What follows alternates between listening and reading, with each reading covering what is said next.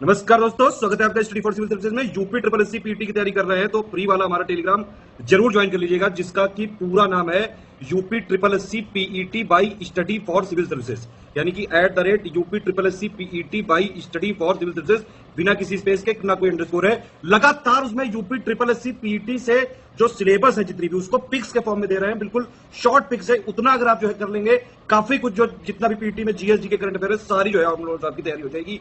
उसी में test series का भी लिंक मिलेगा, क्विज भी उसी में चालू कर दी है। लगातार उसको फॉलो करके रखिए, लगातार आपके लिए लगे हुए हैं, आप देख रहे होंगे।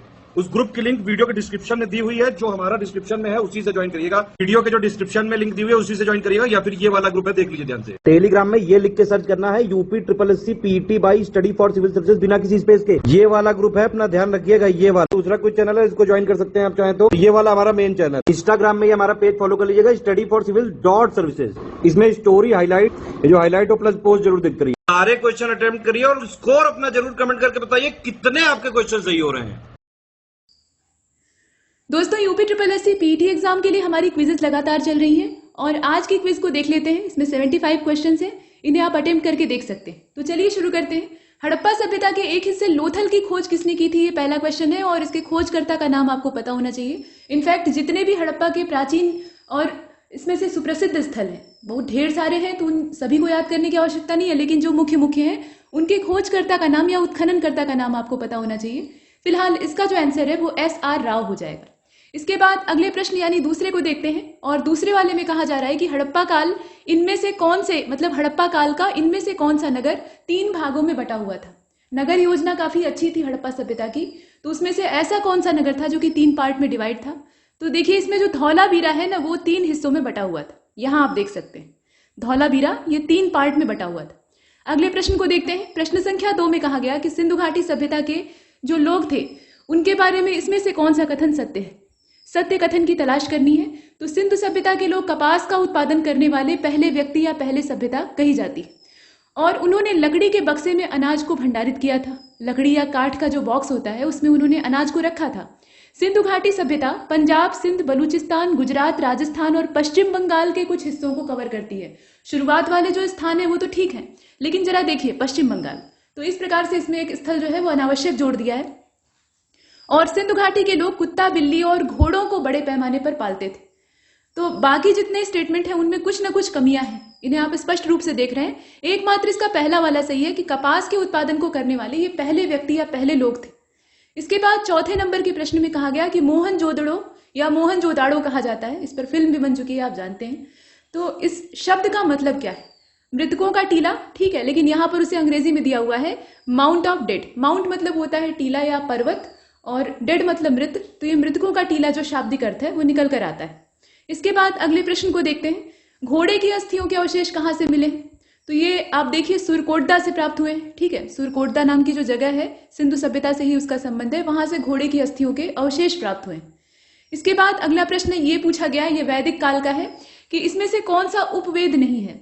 वेदों के जो मुख्य 4 वेद हैं उनके अपने अपने उपवेद हैं, तो उसमें से एक जो है वो उपवेद नहीं है। बताइए इसमें से कौन सा होगा। तो यहां आप देखें योग वेद। योग वेद जैसा कोई वेद है ही नहीं, या योग दर्शन पर लिखी गई पुस्तकें हो सकती हैं, लेकिन ये उपवेद नहीं। बाकी जितने भी आप देख रहे हैं ये सभी उपवेद।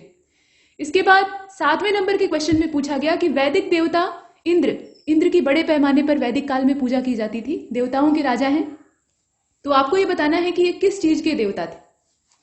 ये वर्षा और चक्रवात यानी आंधी तूफान और वर्षा को कंट्रोल करने वाले देवता थे।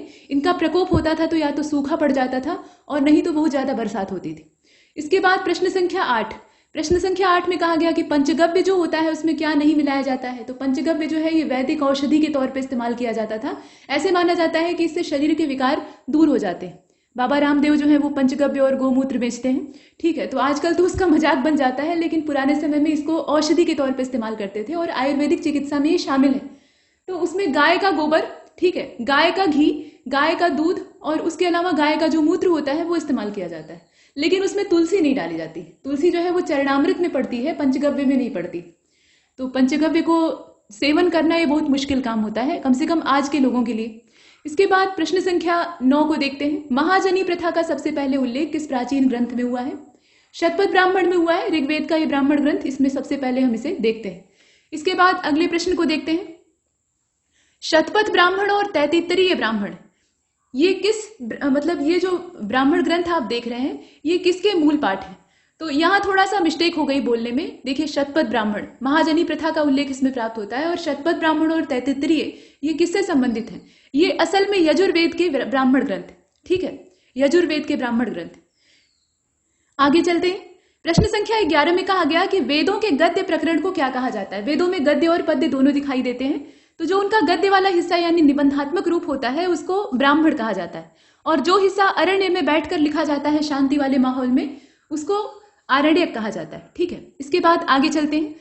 यहाँ देखिए ये पूरे 10 नंबर की तैयारी के लिए जो करंट अफेयर का पापा वीडियो है वो लॉन्च हो चुका है, तो इसको आप लिंक पर क्लिक करके देख सकते हैं, डायरेक्ट यूट्यूब में हमारे चैनल से भी देख सकते हैं।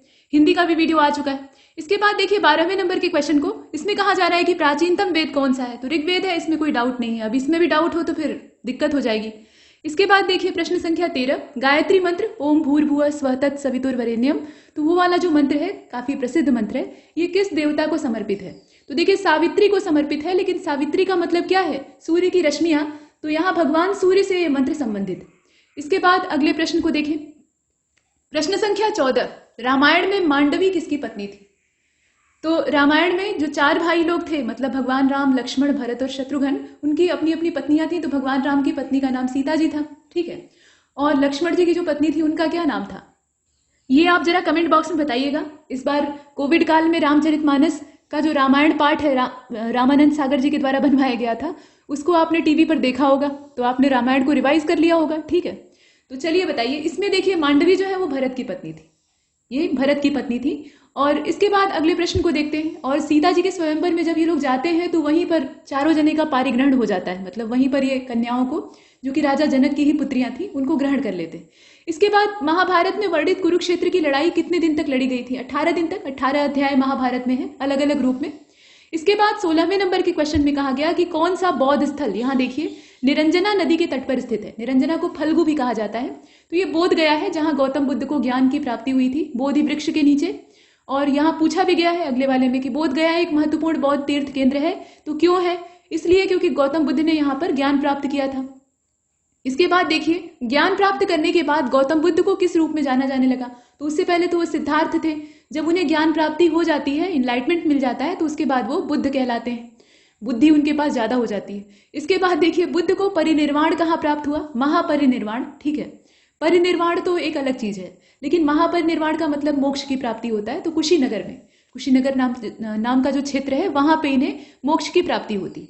इसके बाद 20वें प्रश्न में चलते हैं। बौद्धों के लिए उत्तर प्रदेश में सारनाथ क्यों इंपॉर्टेंट है? तो पहला उपदेश जो धर्मचक्र प्रवर्तन की घटना है वो गौतम बुद्ध के द्वारा यहीं पर की जाती है। 5 ब्राह्मण सन्यासियों को ये बटोर कर अपने धर्म का उपदेश देते हैं, पहला उपदेश, ठीक है। तो इसका जो नीचे वाला मतलब डी वाला ऑप्शन है ये परफेक्ट।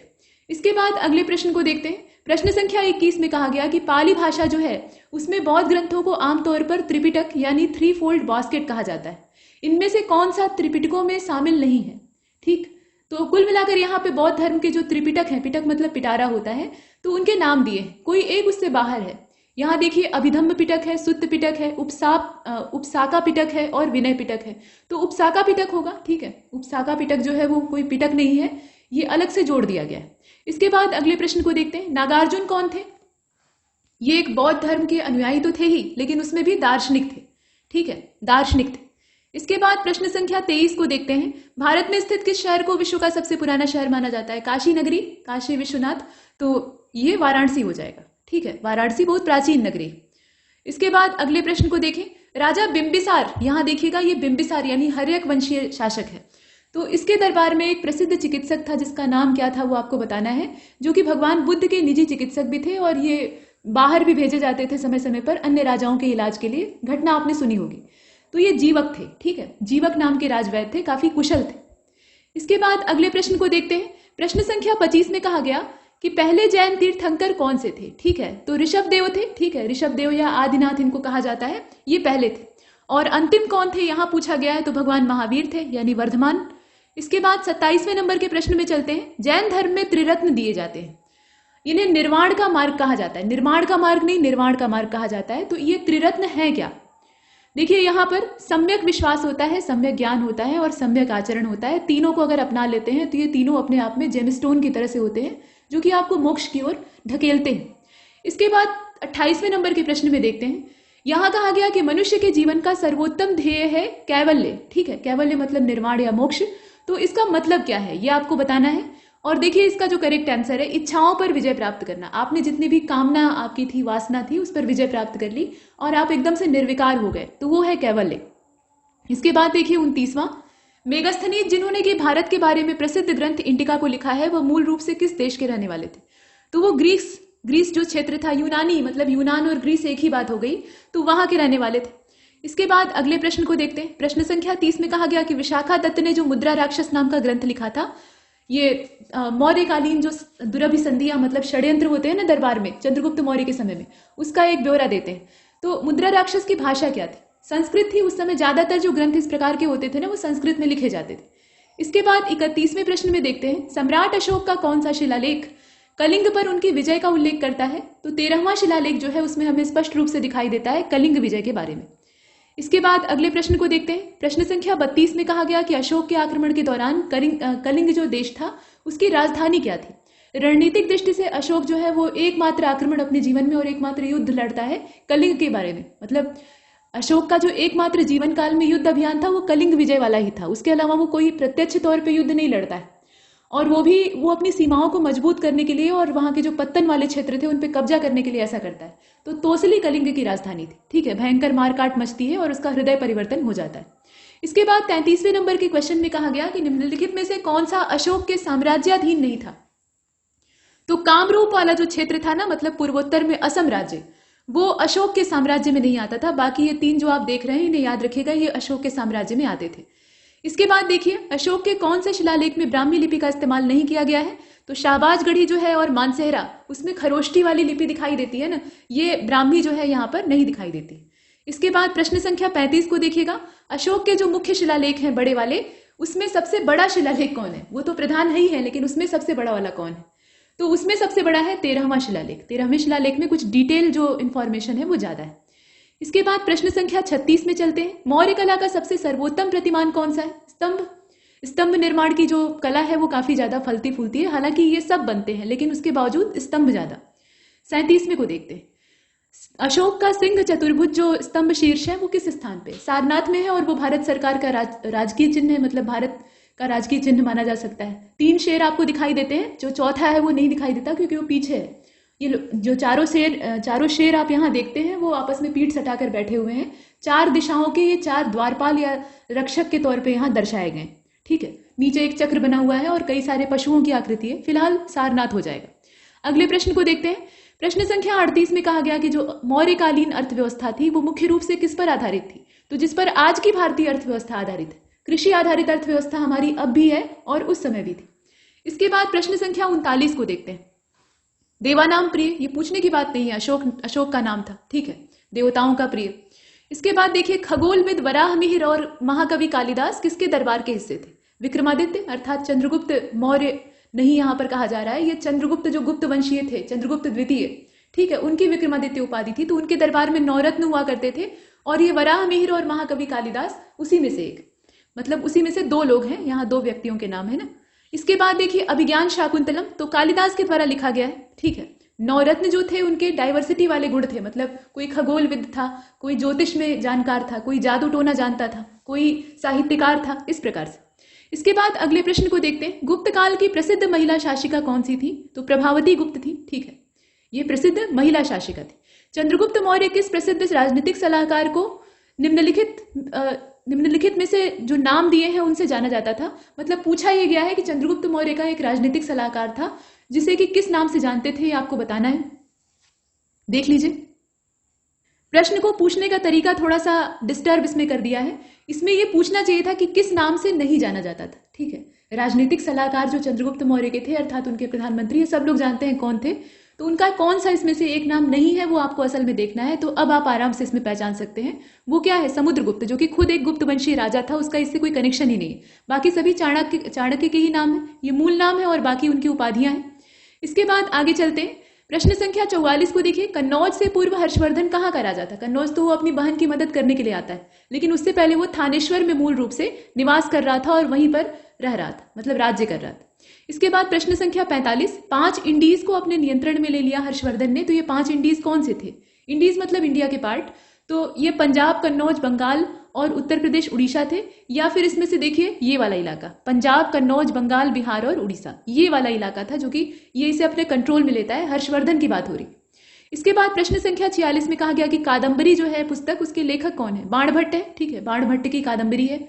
इसके बाद प्रश्न संख्या 47 में देखें, संगम साहित्य की भाषा क्या है? तो ये तमिल साहित्य है। ठीक है, तमिल साहित्यिक ग्रंथों का जो समायोजन है या उसका संकलन है वो संगम युग में होता है, ये हमने देखा। ठीक है, तमिल साहित्य। इसके बाद 48वें को देखते हैं, विरूपाक्ष मंदिर कहां पर है? तो ये हम्पी में है। ठीक है, दक्षिण भारत में हम्पी नाम की जगह पे विरूपाक्ष मंदिर है, भगवान शिव का मंदिर। इसके बाद अगले प्रश्न को देखते हैं। प्रश्न संख्या 49 में कहा गया कि सिंचाई के लिए 16 मील लंबी चोल झील का निर्माण, ठीक है, ये किस शासक ने करवाया? तो ये काम राजेंद्र प्रथम का था। चोल डायनेस्टी का जो प्रतापी शासक था उसी ने करवाया था ऐसा, ये आप देख रहे हैं। अगले प्रश्न की ओर चलते हैं। प्रश्न संख्या 50 में कहा गया कि चोल अभिलेखों के हिसाब से जैन सभाओं को दान में दी जाने वाली भूमि को क्या कहा जाता था? तो पल्ली छादम कहा जाता था। ठीक है, इसको शब्द को याद कर लीजिएगा, पल्ली छादम। ये जो जैन सभा होती थी या जैन संत होते थे उनको भूमि दी जाती थी अनुदान में, इसका कोई शुल्क नहीं होता था। प्रश्न संख्या 51 में कहा गया कि पाल वंश का पहला शासक कौन था? तो गोपाल था। गोपाल ने पाल वंश की स्थापना की थी। संस्थापक का नाम आपको हर डायनेस्टी के पता होना चाहिए। पाल साम्राज्य का क्षेत्र कौन सा था? पूर्वी था। बंगाल और जो पाल और सेन वंश थे, बंगाल और जो पूर्वी क्षेत्र है वहां पे सक्रिय थे। इसके बाद 53वें प्रश्न को देखते हैं। 12वीं शताब्दी के आरंभ में दिल्ली पर किसका शासन था? तोमर वंश का शासन था। ठीक है, 12वीं शताब्दी की जो शुरुआत थी उस समय दिल्ली पर तोमर वंश रूल कर रहा था। अभी मुस्लिमों का जो कब्जा था वो नहीं हुआ था। निम्नलिखित में से किसके बीच में तक्षशिला शहर स्थित है? तो यहाँ नदियों की बात की जा रही है और नदियों को अगर देखा जाए तो तक्षशिला की एग्जैक्ट लोकेशन है सिंधु और झेलम के बीच में, सिंधु और झेलम के बीच में। इसके बाद प्रश्न संख्या 55 को देखते हैं। नवपाषाण काल गुफा चित्रकारी भारत में कहां से प्राप्त होती है? तो नवपाषाण काल और मध्य पाषाण काल दोनों के जो गुफा चित्र के संकेत या अवशेष हैं वो हमें प्राप्त होते हैं भीमबेटका से। बहुत ही फेमस जगह है, यूनेस्को की वर्ल्ड हेरिटेज साइट में भी शामिल है। मध्य प्रदेश इसकी लोकेशन है, आप जानते ही। इसके बाद 56वें को देखते हैं। पहली बार भारत पर मुस्लिम आक्रमण करने वाला व्यक्ति कौन था? तो ये मोहम्मद बिन कासिम था। ठीक है, जो खिलाफत साम्राज्य बाहर मध्य वाले मतलब मध्य एशियाई क्षेत्र में चल रहा था, वहां से खलीफा के जो प्रतिनिधि होते थे वो अपना साम्राज्य विस्तार कर रहे थे। यहाँ कुछ जो जहाजों के विवाद वाला मामला है वो सामने आता है, मतलब जहाजों को यहाँ से जाने आने में रुकावट होती है, लूटपाट मच जाती है, तो उसका बदला लेने के लिए एक के बाद एक आक्रमणकारियों को भेजा जाता है।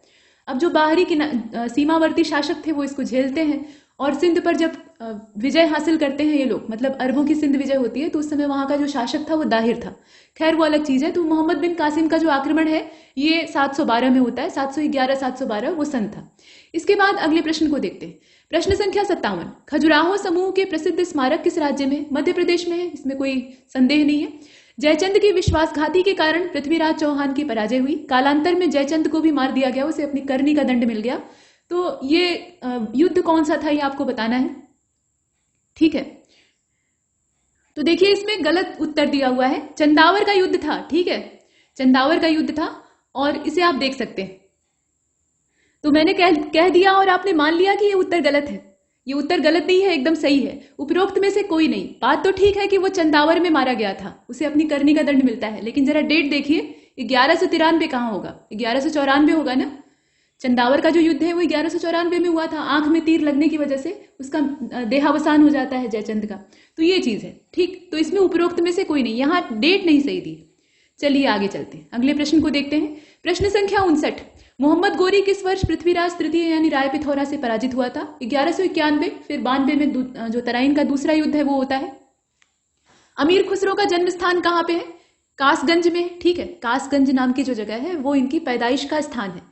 इसके बाद 62वें नंबर के प्रश्न को देखते हैं। अमीर खुसरो जिन्हें कि कव्वाली का पिता या भारत का तोता तूतीय हिंद कहा जाता है, तो ये किसके दरबारी कवि थे?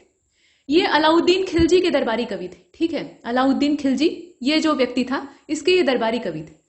इसके बाद देखिए 63वें नंबर के क्वेश्चन को, ये सिंपल है। इसमें पूछा गया है कि लौ और रक्त की नीति किसने अपनाई थी? बलबन ने अपनाई थी, काफी कठोर शासन उसका था। इसके बाद 64वें नंबर के प्रश्न में आपसे पूछा जा रहा है कि अलाई दरवाजा ये जो विश्व विरासत स्थल है ये कहाँ पर मौजूद है? मतलब किस विश्व विरासत स्थल में मौजूद है ये आपसे पूछा जा रहा है, उसके परिसर में। तो इसकी जो लोकेशन है वो कुतुब मीनार हो जाएगी। ठीक है, यहाँ पे आप देखें कुतुब मीनार हो जाएगा। इसके बाद 65वें को देखते हैं, अलाउद्दीन खिलजी द्वारा बनवाया गया अलाई दरवाजा कहाँ स्थित है? तो भाई कुतुब मीनार के पास में है, तो नई दिल्ली में होगा। ठीक है, तो इसका बी वाला हो जाएगा। पहले वाले क्वेश्चन से आप दूसरा वाला गेस कर सकते हैं। 66वें को देखते हैं, दिल्ली में अलाउद्दीन खिलजी के शासन की अवधि क्या थी? तो आपको पता होना चाहिए 1296 से लेकर 1316 तक रूल करता है और बहुत ही महत्वाकांक्षी शासक था। महत्वाकांक्षा की इसकी सनकपने तक हद चली गई थी।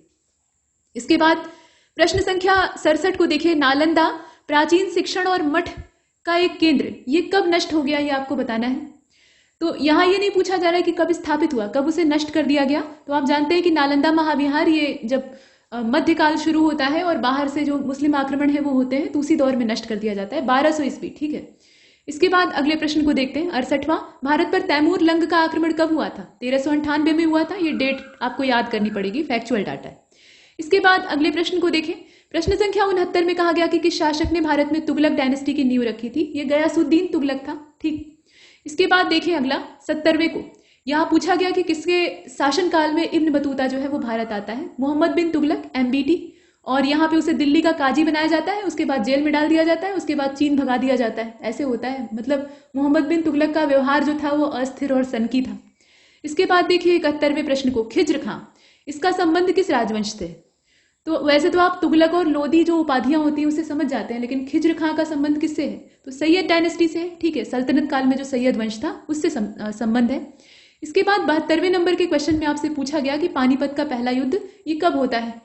मतलब मुगल वंश की स्थापना होती है, सल्तनत समाप्त हो जाती है 1526। इब्राहिम लोदी यहाँ युद्ध के मैदान में मारा जाने वाला सल्तनत काल का एकमात्र शासक था। इसके बाद अगले प्रश्न को देखते हैं, 73वां, कौन सा दिल्ली सल्तनत के इतिहास का लेखक नहीं है? तो अब्बास खां शेरवानी जो है वो दिल्ली सल्तनत के इतिहास के लेखक नहीं है। बाकी तीनों के नाम आप याद रखिएगा, ये सभी दिल्ली सल्तनत के काल के इतिहास लेखक हैं। इसके बाद अगले प्रश्न को देखते हैं, विजयनगर साम्राज्य के संस्थापक कौन थे? देख लीजिए और बढ़िए आगे, हरिहर और बुक्का दोनों भाई थे, दोनों ने स्थापना की थी। इसके बाद अगले प्रश्न को देखते हैं, विजयनगर राज्य या साम्राज्य किस नदी के तट पर स्थित है? तुंगभद्रा। ठीक है, तुंगभद्रा नदी के तट पर स्थित है। इसके बाद प्रश्न संख्या 75 तक ही ये क्विज जो थी इसका समापन होता है। 75 प्रश्न टोटल थे, MCQs थे। आपने यहाँ तक क्विज को हल किया है, ऐसे कई सारे वीडियोस आपको मिलते रहेंगे। तब तक के लिए नमस्कार।